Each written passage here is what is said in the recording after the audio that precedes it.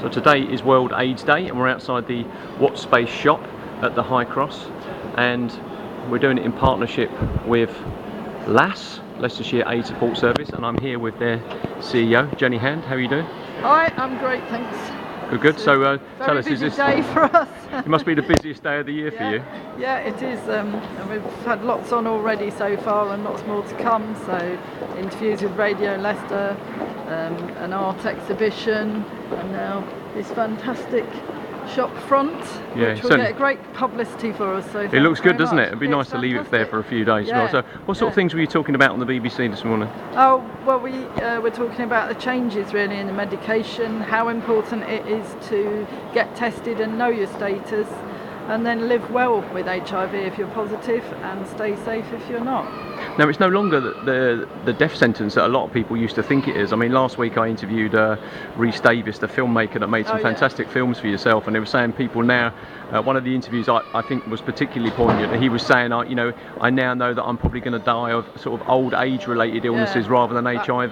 So. That's true. There's several people that we're working with who are in their 70s now, but we're also working with families where there's very young children affected by HIV, as in living in a family, but thankfully not many in this country at all are born HIV positive. That's a different case if you're in Africa, of course, where the healthcare isn't what it is here. And what is the situation here in the UK with things like funding for the services that you run? Obviously, you know, with austerity, you hear a lot about charities being affected. Has that affected your organisation as well? That is true. That is getting harder and harder. We're having more and more work to do with less funding. It's going to be a particularly tough year next year, I think.